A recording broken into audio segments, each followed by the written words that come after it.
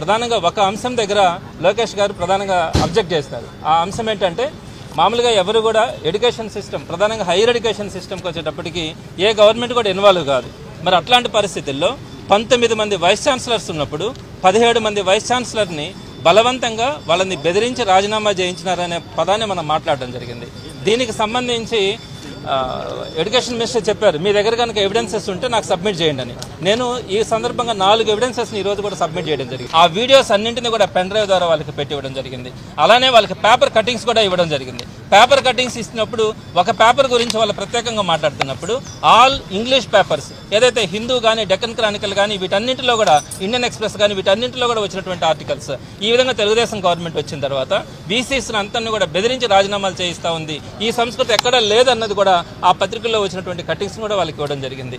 ఈ అంశాలన్నింటినీ కూడా వాళ్ళకి పెన్ డ్రైవ్ల ద్వారా కానీ ఎవిడెన్సెస్ అన్నీ కూడా ఇచ్చి దీని మీద జ్యుడిషియల్ ఎంక్వైరీ కూడా కోరడం జరిగింది. దానికి సంబంధించి ప్రభుత్వం నుంచి ఎలాంటి స్పందన కూడా లేదు.